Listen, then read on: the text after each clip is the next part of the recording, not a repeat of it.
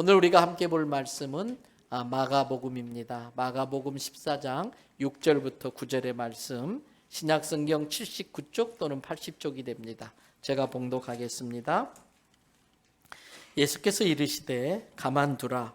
너희가 어찌하여 그를 괴롭게 하느냐. 그가 내게 좋은 일을 하였느니라. 가난한 자들은 항상 너희와 함께 있으니 아무 때라도 원하는 대로 도울 수 있거니와 나는 너희와 항상 함께 있지 아니하리라. 그는 힘을 다하여 내 몸에 향유를 부어 내 장례를 미리 준비하였느니라. 내가 진실로 너희에게 이르노니 온 천하에 어디서든지 복음이 전파되는 곳에는 이 여자가 행한 일도 말하여 그를 기억하리라 하시니라. 아멘. 할렐루야. 오늘도 저와 여러분의 가정, 자녀 그리고 하는 모든 일들마다 하나님의 돕는 손길로 함께 하시길 주님의 이름으로 축복합니다. 우리는 지금 예수님의 부활을 앞두고 예수님의 지나온 삶을 이렇게 묵상하고 또 고난을 깊이 생각해보는 사순절을 보내고 있습니다. 저는 개인적으로 매일이 크리스마스라고 생각하고 그냥 시도 때도 없이 메리 크리스마스 인사를 해요. 사람들은 장난하는 것처럼 생각하지만 저는 성도의 삶은 매일 크리스마스처럼 기쁜 날이 되어야 할 줄로 믿습니다. 뿐만 아니라 대림절, 예수님이 이렇게 탄생하는 걸 기다리는 대림절, 그리고 방금 말씀드린 것처럼 예수님의 삶과 고난을 묵상하는 사순절도 참 중요하지만 실은 평상시에 1년 내내 매일 이렇게 예수님을 생각하고 또 주님의 고난에 감사해야 된다는 생각에서 대림절이나 사순절을 딱히 강조하지는 않습니다. 그러나 어찌되었든 오늘 우리는 예수님의 부활을 기다리며 사순절을 이렇게 보내고 있습니다. 오늘 본문은 그 사순절 기간에 해당된다고 할 수 있는 그때에 일어난 일입니다. 한 여인이 예수님께 와서 옥합에 담긴 향유를 붓고 있는 그러한 내용입니다. 이 여인의 이름이 마가복음에 나와 있지 않아요. 왜냐하면 초기 기독교 시절에는 이 기독교가 핍박을 받고 있었기 때문에 사람들을 보호하기 위해서 이렇게 이름을 밝히지 않은 것 같습니다. 그러나 좀 늦게 쓰여진 마태나 마가복음엔 이름을 밝히지 않지만 좀 늦게 쓰여진 요한복음에서는 이 여자가 누구인지를 이름을 밝히는데 요한복음 12장에 의하면 마리아라는 것을 알 수가 있습니다. 장소는 베다니라는 동네에 한센시병에 걸렸던 시몬의 집입니다. 유대인의 관습에 의하면 한센시병 환자들과는 같이 생활할 수 없습니다. 과거에 우리가 문둥병이라고 그랬지요. 그 당시에는 전염이 많이 되고 하니까. 그런데 치료가 되어지면 같이 공동체에 와서 살 수가 있게 되는데 예수님을 이렇게 식사의 자리에 초대한 걸로 봐서 이 사람은 아마 한센시병에 걸렸다가 나은 사람인 것 같아요. 브루스라고 하는 성경학자는 이 사람이 마가복음 1장 40절에 나오는 예수님께서 치료해 주신 바로 그 시몬일 것이다 이렇게 주장하기도 합니다. 어찌되었든 시몬은 예수님께서 이 불치의 병에서 자기를 고쳐준 게 감사해서 예수님이 자기 마을을 지나가신다는 소리를 듣고 예수님을 위한 잔치를 베푼 겁니다. 근데 그 자리에 난데없이 한 여인이 나타나서 옥합을 깨뜨려서 예수님 머리에 기름을 부어요. 그 향기가 온 집안에 가득 찹니다. 순간 모든 사람들은, 특별히 여인들은 이 향유가 모든 유대 여인들이 갖고 싶어하는 나드 향유구나 라는 걸 직감적으로 알게 되었습니다. 이 나드 향유는 티베트 이렇게 국경 지역, 인도 이 접경 지역에 있는 히말라야 높은 산에서 나는 그러한 나무에서 나오는 그러한 나무에서 채취한 향료로 만든 향수입니다. 너무 귀하기 때문에 포도주에다가 아주 값싼 향료를 섞어가지고 조금씩 섞어서 쓰는 그러한 향유입니다. 그런데 오늘 본문에는 다른 어떤 것도 섞이지 않은 아주 순전한 나드 향유를 그냥 전부 다 통째로 부었다는 거예요. 여러분, 이 나드 향유는 사랑을 표현하는 대표적인 향유로 알려져 있습니다. 그래서 솔로몬 왕과 술라미 여인이 사랑을 나누는 것을 다룬 그러한 내용이 나오는 성경책이 있지요. 무슨 책이지요? 예, 아가서예요. 그래서 그 아가서에는 이 나드 향유의 이야기가 3번이나 나올 정도입니다. 여러분, 이제 먼 나라에서 이 나드 향유를 수입하다 보니까 이 향유는 귀하기도 하고 또 멀리 나라에서 가져오다 보니까 비쌀 수밖에 없었어요. 그 가격이 대강 어느 정도 되는지 짐작할 수 있는 게 본문에 나옵니다. 읽진 않았지만 5절을 한번 보세요. 5절에 보니까 이 향유는 어느 정도라고 그랬어요? 300데나리온 이상. 한 데나리온은 성인 남자가 하루 종일 일해서 받을 수 있는 품삯입니다. 그러면 300데나리온의 나드 향유를 사려면은 300일 동안, 거의 1년에 가까운 300일 동안 다른 곳에 돈을 쓰지 않고 그대로 모아야 살 수 있는 값비싼 향유인 겁니다. 예수님 당시에 귀한 손님이 오면은 예의 차원에서 머리에 기름을 바르고 했습니다. 그러나 이 여인이 이날 예수님의 머리에 부은 그 기름은 차원이 다릅니다. 그 종류의 기름이 아니에요. 이 기름을 담고 있는, 이 나드 향유를 담고 있는 병 자체만으로도 엄청난 값이 나갔는데, 이 병을 알라바스트론이라고 하는데 대리석을 닮은 하얀색 석회석으로 만든 병입니다.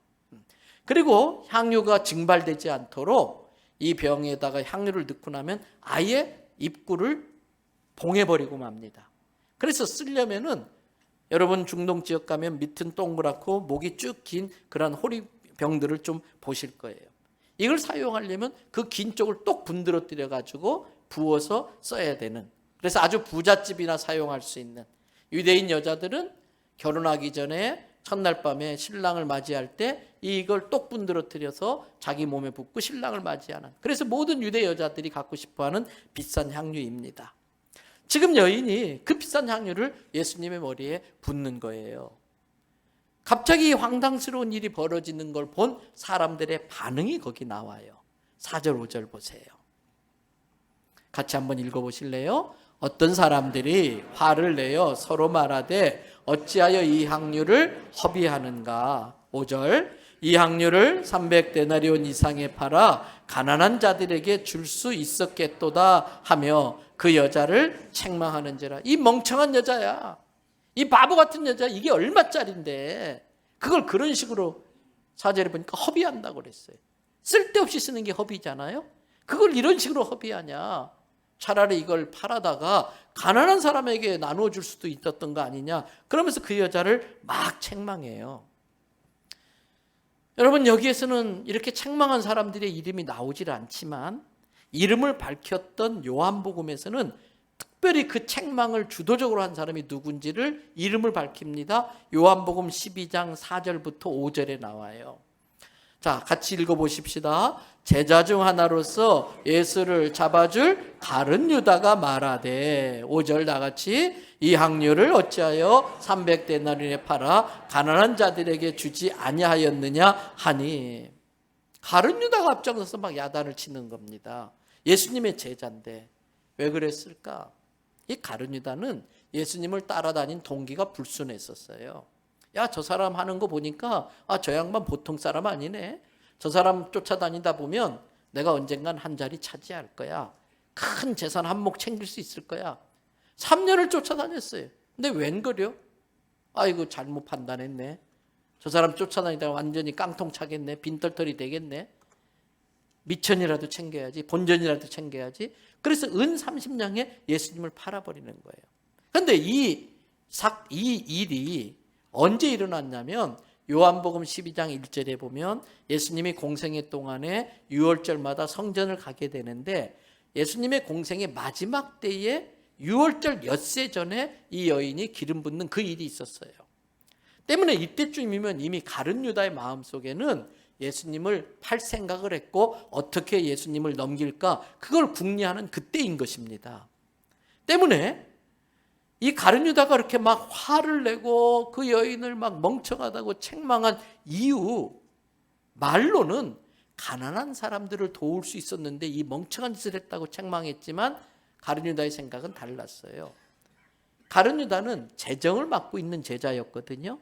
그러니까 그 여인이 그걸 부수지 않고 그대로 통째 바쳤으면 슬쩍 뒤로 빼돌려서 팔아먹어서 한 몫 챙기려고 했던 거예요. 근데 이 여인이 그걸 그렇게 써버리니까 화가 난 거지요. 정말 그런지 확인해 볼까요? 요한복음 12장 6절입니다. 같이 한번 읽으십시다. 이렇게 말함은 가난한 자들을 생각함이 아니요 그는 도둑이라 돈꾀를 맞고 거기 넣은 것을 훔쳐감이러라. 지난주인가 며칠 전에 서울 주변의 어떤 교회에서 실제 있었던 일이에요. 어떤 사람이 세탁소도 쓰는 그 옷걸이 있잖아요. 그걸 길게 펴가지고 끝에다가 껌을 묻혀가지고 교회에 들어가서 헌금함에 넣어가지고 껌에다가 그 헌금 봉투를 붙여서 했는데 500만 원 이상을 빼낸 거예요. 이 가르니다가 그 짓 하는 거예요.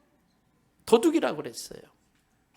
여러분, 오늘 본문에 가르니다가 했던 이야기, 이 향유를 300데나리온 이상에 팔아 가난한 자들에게 줄 수도 있었겠도다. 이 말이 일리가 있는 말입니까? 말도 안 되는 말입니까?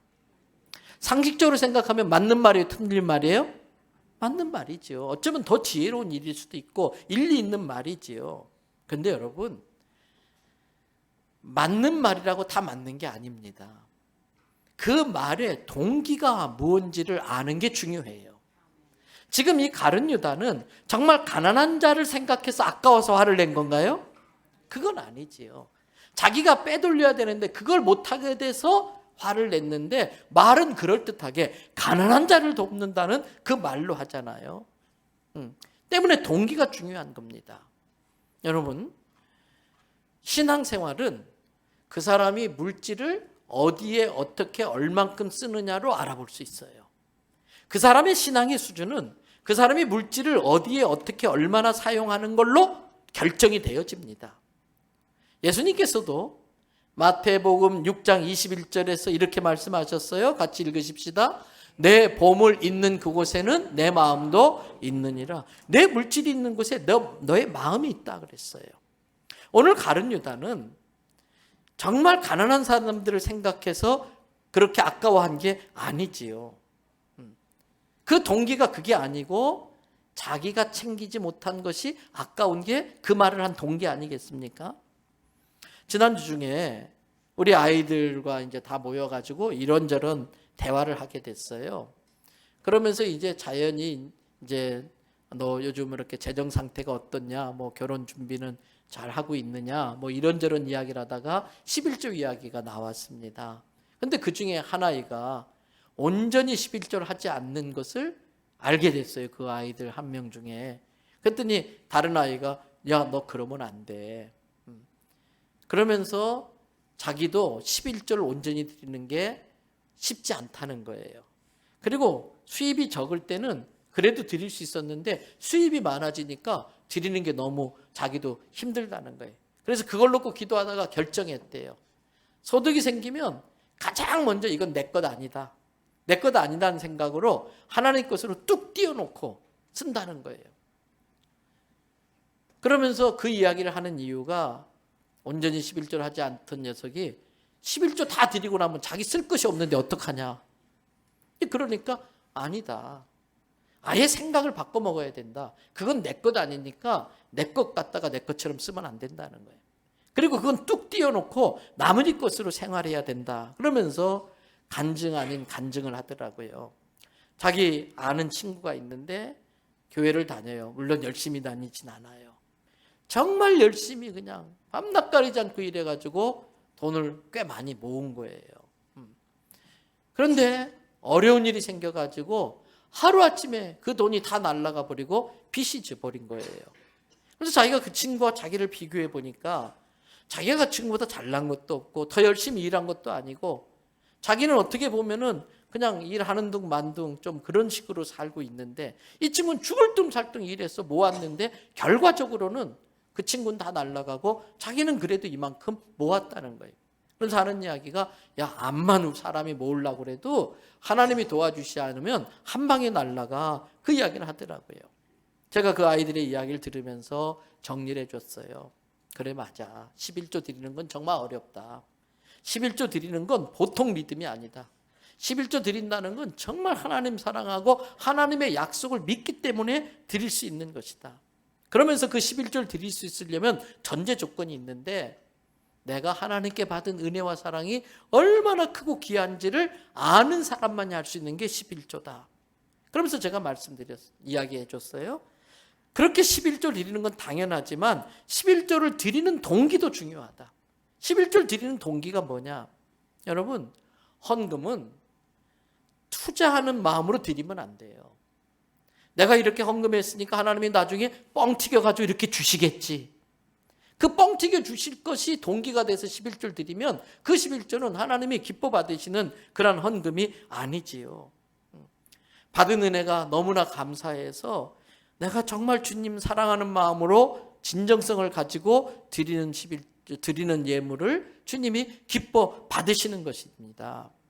여러분, 하나님 나라를 위해서, 영혼 구원을 위해서 물질을 드리는 것은 아무나 할 수 있는 게 아니에요. 내가 주께 받은 은혜와 사랑이 얼마나 귀한지를 아는 사람만이 할 수 있는 거예요.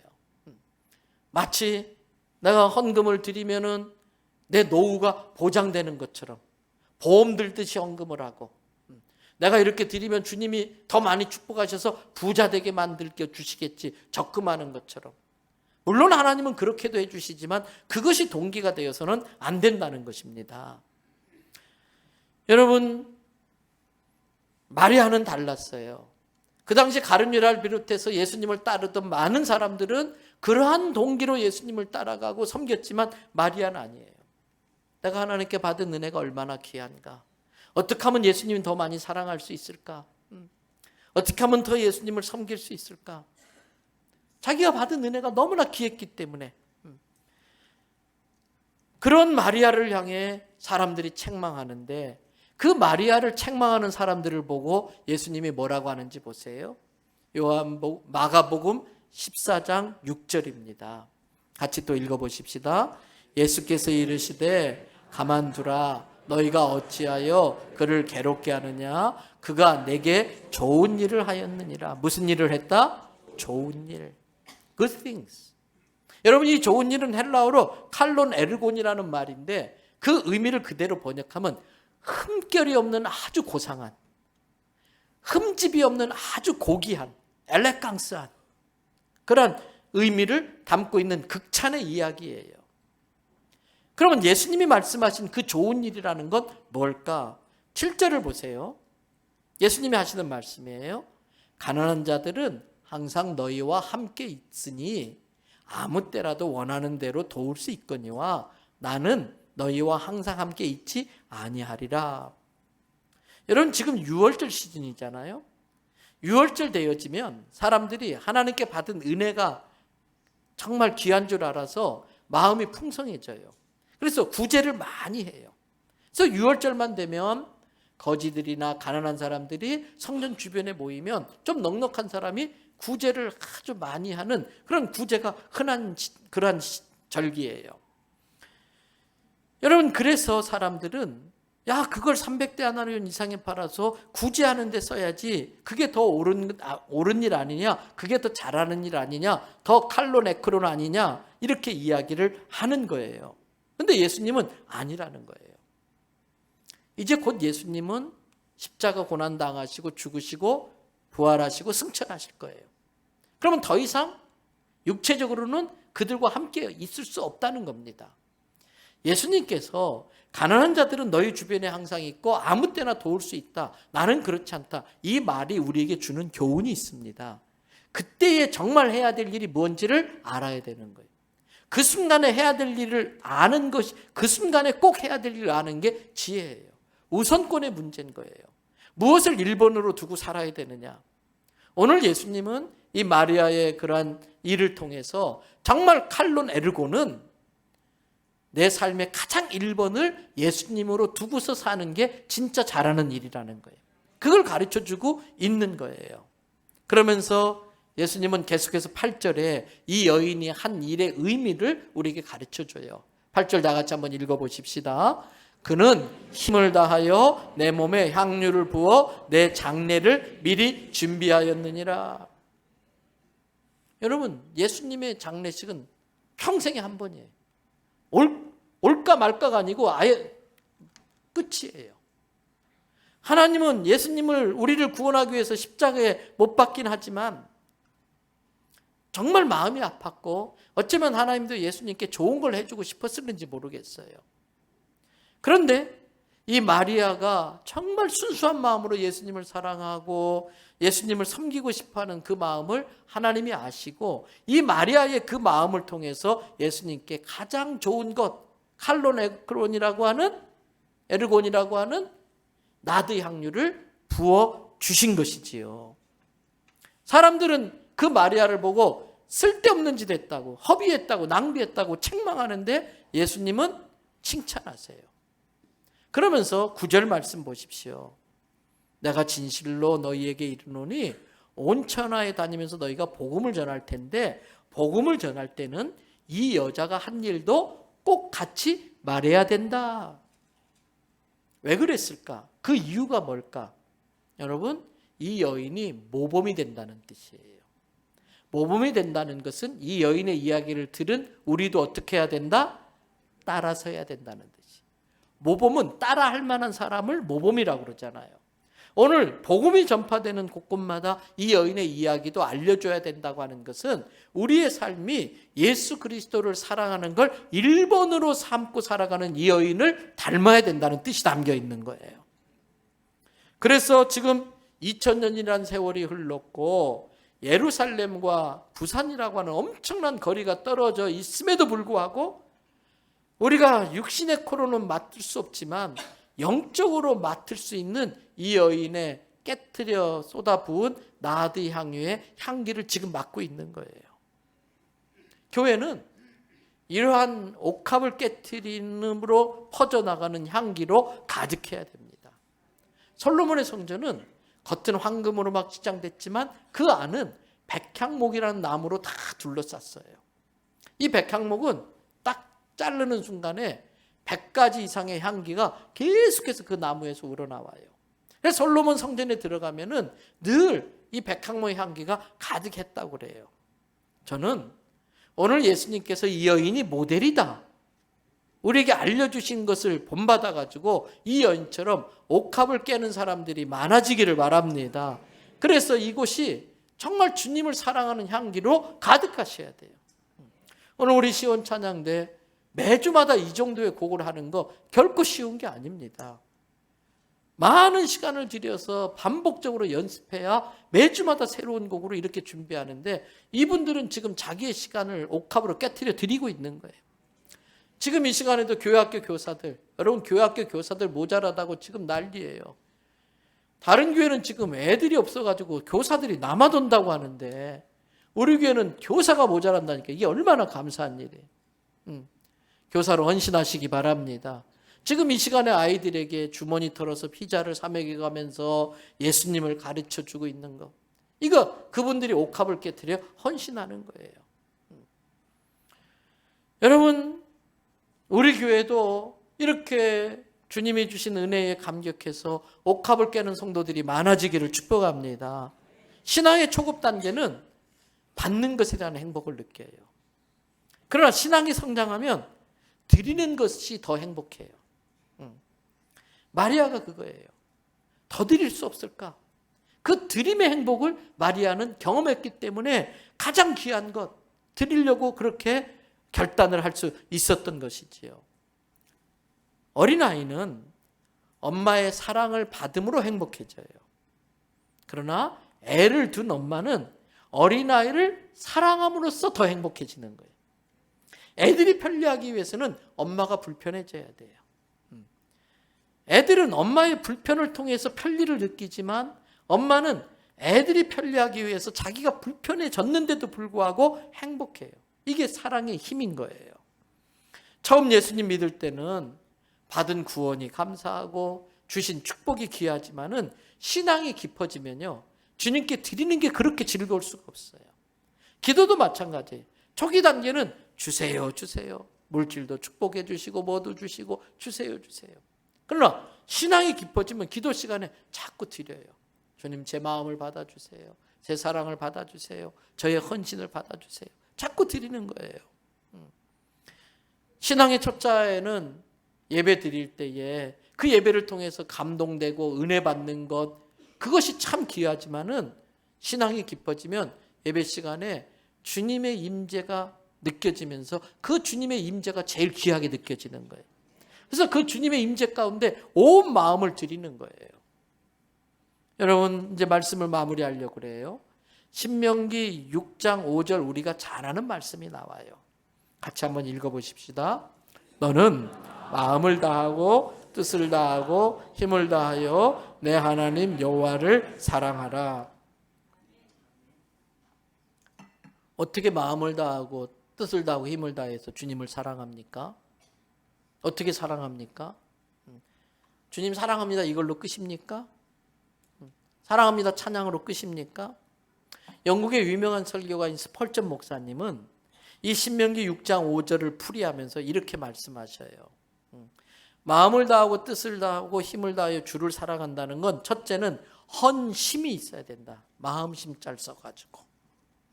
그래서 주님을 사랑하는 사람은 마음 전부를 드려야 된다는 거예요.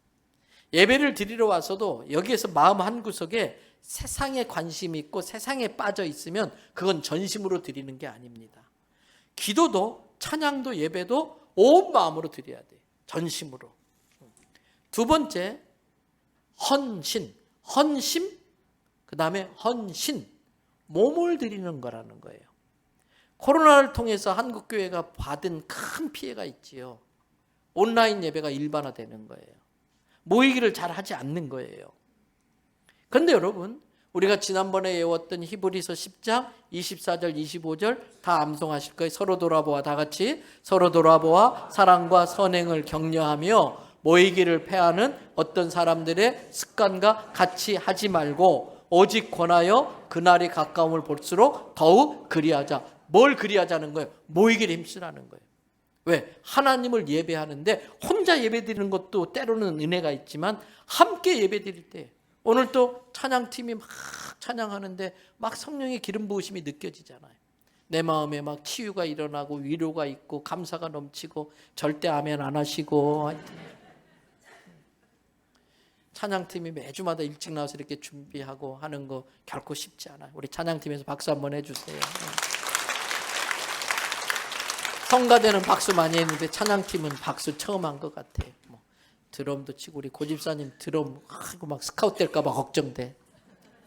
연예계에서 불러갈까 봐 너무 드럼을 잘 치셔가지고. 여러분, 이 예배의 자리에 함께 모여서 찬양하고 기도할 때에 놀라운 더 큰 은혜가 임할 줄 믿습니다. 그래서 헌신, 몸을 드리라는 거예요. 이건 다른 말로 하면 시간을 드리는 거예요. 다음 주 토요일도 우리가 봄 맞이하면서 교회 대청소할 텐데, 작년에도 막 엄청난 사람들이 오셔가지고 했는데 뭐 그런 거 같이 하자는 거예요. 구역 모임도 열심히 모여야지요. 몸을 드리는 거예요. 거기에 은혜가 있는 거예요.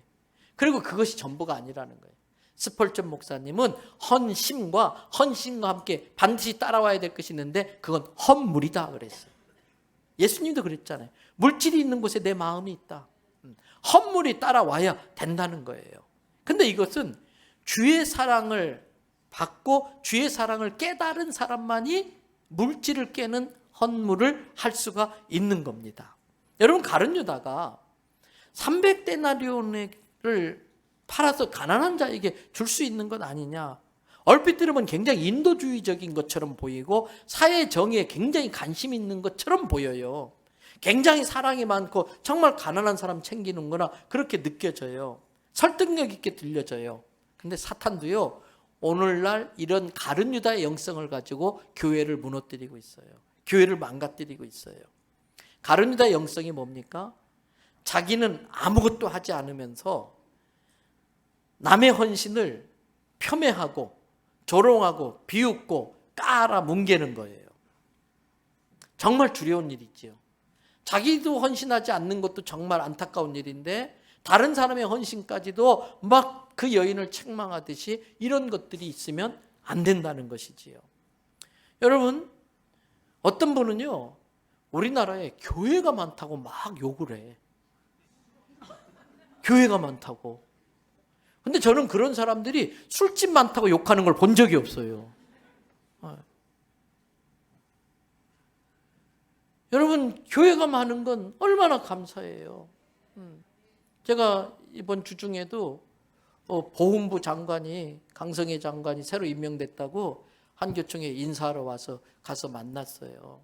제가 그분한테 그런 이야기를 했어요. 우리 교회는 6월달 되면은 태극기 크게 해가지고 대로변에다가 6월은 조국과 민족을 위해 희생한 분들을 위해 감사하는 달입니다. 이거 써붙인다. 좀 교회를 많이 활용하면 좋겠다. 저출산도 교회 시설을 적극 활용해서 아동 돌봄할 수 있도록 좀 법적으로 보장해 주면 좋겠다. 그런 이야기를 많이 했어요. 그러면서 그분에게 했던 이야기가 대한민국의 어떤 조직이 매주마다 거의 1,000만 명 이상이 모이는 조직이 어딨냐, 매주마다. 매일같이 적어도 100만 명 이상이 모이는 조직이 어딨냐. 교회밖엔 그런 조직이 없어요. 그런데 그때 제가 한 이야기가 정신과 전문의들이 지금 대한민국은 피로사회이다 보니까 미치기 일보 직전이라는 거예요. 모든 대한민국 사람들은 정신과적으로 분석하면은 정신병 예비 환자 대상들이라는 거예요. 주일날 와서 예배 드리면서 찬양 부르다가 마음의 근심, 걱정, 슬픔이 사라지고, 아멘 해주셔서 감사해요. 그런 사람들은 근심, 걱정이 사라질 줄 믿습니다. 예배 드리다가 말씀 들으면서 회개하잖아요. 내가 맞아, 지난주에 정말 잘못했지. 제가 젊은 부부들한테 그래요. 요즘 애들이 어디 가서 이제 좋은 이야기 듣냐 이거예요. 학교에서도 못 듣고 집에서도 못 듣는데 매주마다 교회라도 보내서 부모 공경해야 된다, 이웃 사랑해야 된다, 그런 말 듣게 해야지. 여러분, 교회 많은 게 왜 욕먹을 일이에요? 감사할 일이지. 또 가룟 유다의 결정적인 잘못이 있어요. 가룟 유다는요, 진짜 참사랑을 돈으로 계산하는 실수를 해요. 진짜 사랑은요, 돈으로 환산할 수 없어요. 오늘 이 마리아는 예수님의 참사랑을 깨닫고서 그게 300데나리온지 3,000데나리온지 그거 상관없어요. 이미 예수님 앞에 그것은 그 이상의 가치가 있다는 걸 이 여인은 아는 거예요. 계산이 안 나오는 거예요. 그러니까 그거 계속 붙는 거 아닙니까? 근데 그거를, 그 고귀한 사랑을 물질적으로 계산하는 치명적인 그러한 일을 가룟 유다가 하는 거지요. 여러분, 성경은 인간적인 계산법이 통하지 않는 일들이 너무나 많아요. 오늘 우리 본문이 마가복음 14장인데 한 2장 앞으로 넘기면 12장에 한 부자와 가난한 과부가 헌금하는 내용이 나옵니다. 이 부자는 과시하고 싶은 거예요. 그래서 사람들 보라고 돈 뭉치를 들었다가 헌금함에다가 쿵 하면서 사람들이 놀래고 봤다가 그걸 보고서, 이야, 저렇게 많은 헌금을 하다니 저 부자 정말 예수님 사랑하나 봐, 정말 믿음이 좋은가 봐, 막 그 소리 듣고 싶은 거예요. 그런데 그 뒤에 과부 한 명이 부끄러워가지고 누가 볼까 봐 소리 안 나게 동전 2개를 슬쩍 미끄러 넣었어요. 아무도 못 봤어요. 그런데 예수님은 보셨어요. 여기서 우리가 알아야 돼요. 내가 주님을 위해 헌신할 때에 아무도 못 보고 아무도 알아주지 않지만 하나님은 보고 계십니다. 예수님은 알아주시는 거예요. 어제도 제가 일 마치고 퇴근하면서 가는데 화장실에서 막 물소리가 나요. 오늘 여러분들이 쓰시는 그 화장실 바닥에 막 세제를 풀고 막 다 닦고 변기를 다 손을 넣어서 닦고, 그래서 제가 오래전에 써봤잖아요. 오늘 당신이 쓰는 화장실이 깨끗한 이유는 누군가가 헌신했기 때문이라는 거예요. 그분 아무도 모르지만 우리 예수님은 아실 줄 믿습니다. 여러분, 그러면서 예수님이 뭐라고 그랬느냐? 인간적인 계산으로는 이 가난한 과부가 드린 동전 2개와 이 부자가 쿵 떨어뜨린 이 돈 헌금하고는 비교가 안 되는데, 예수님 판단은 저 부자는 지 쓸 것 다 쓰고 남는 거 드린 거다. 남는 걸 전문 용어로 뭐라고 그래요? 찌꺼리라고 그래요. 남는 거 드린 거다. 근데 이 여자는 동전 2개 넣고 나면 그날 먹을 점심이 없어요. 그날 저녁 굶고 자야 돼. 근데 주님께 받은 은혜가 너무나 감사하니까 내가 굶는 건 계산이 안 나오는 거예요. 계산이 안 나오는 거예요. 그러니까 그 동전 2개를 다 넣었는데 예수님이 뭐라고 그랬어요? 이 여자는 자기의 전부를 넣은 거다 그랬어요. 그래서 종종 보면요, 저는 목사로서 놀랄 때가 있어요. 아니, 저분이 어떻게 이런 헌금을 하시지? 생활을 제가 뻔히 아는데 저렇게 어려운 분이 웬만한 부자도 할 수 없는 큰 헌금을 드려요. 선교하고 영혼 구원하는데 써달라고. 계산이 안 나오는 거예요, 그거는. 왜? 주님을 사랑하는 마음이 너무 크니까 정신이 나간 거지요. 계산할 정신이 없는 거지요. 저는 우리 교회 성도들이 그런 쪽으로 좀 정신이 나가면 좋겠어요. 주님을 너무 사랑하니까 계산이 안 나오는 거예요. 말씀 마무리합니다. 대구에 가시면 여러분들도 잘 아시는 동상병원이라고 있어요. 기독교 계통의 병원이에요.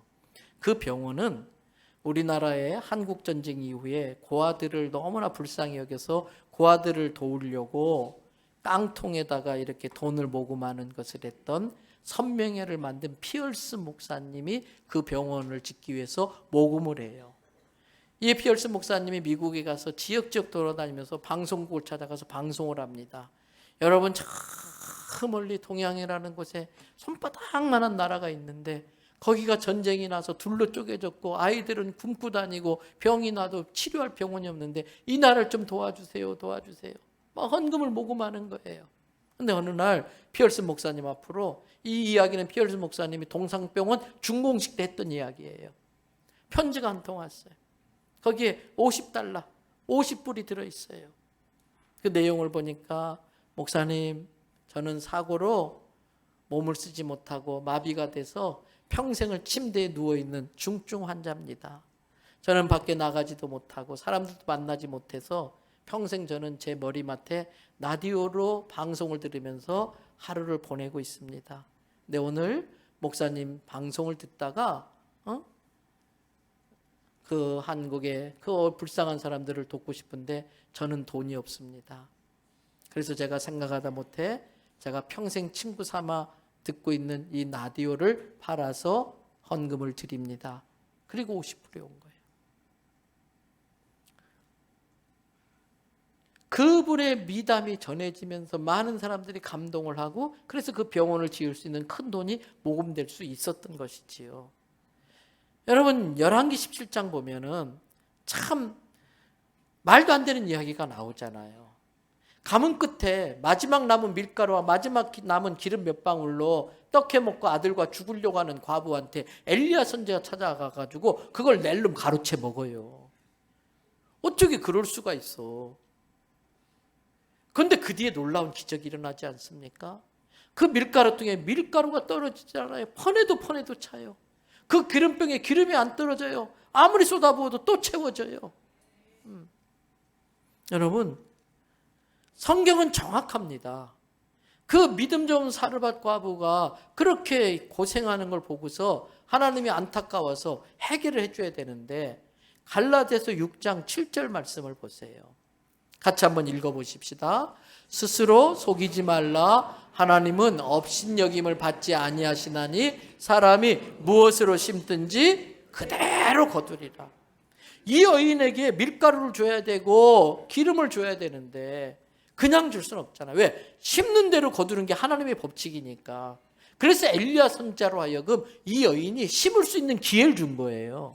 그래서 심은 그대로 거두게 하시는 거예요. 분명히 스스로 속이지 마라. 가룟 유다는 자기를 스스로 속였어요. 가난한 사람을 위하는 척 자기를 속이는 거예요. 그러나 하나님은 안 속아요. 업심 여기지 말라는 건 하나님을 속일 수 있을 걸로 착각하지 말라는 거예요. 자기는 속일 수 있지만 하나님은 속일 수 없다는 거예요. 심은 대로 거두게 한다는 거예요. 그래서 하나님께서 이 과부에게 그렇게 심을 수 있는 기회를 주시고 그런 복을 준 거잖아요. 오늘 이 마리아는 옥합을 깨뜨리면서 나디 향유를 심었어요. 그랬더니 이 여인의 이야기가 복음이 전해지는 곳곳마다 다 전해지는데, 이 여인이 예수님께 쏟아부은 나드보다 더 귀한 일은 그 이후에 믿음의 후배들에게 나도 저 여인처럼 예수님 사랑해야지, 나도 저 여인처럼 예수님께 헌신해야지, 그런 도전을 준 그 일이 얼마나 귀한 일이냐 하는 거예요. 저는 말씀 마치면서 우리 교회 모든 성도들이 이 여인처럼 정말 옥합을 깨뜨리는 헌신이 있기를 바랍니다. 그래서 자식들에게, 믿음의 후배들에게 좋은 믿음의 모델이 되고 그 옥합을 깨트리면서 퍼져나간 그 향기를 맡고서 수많은 사람들이 예수님의 사랑을 알게 되고 예수님이 어떤 분인지 알게 되고 예수님을 믿고 구원받게 되는 놀라운 일들이 계속해서 일어나기를 주님의 이름으로 축복합니다.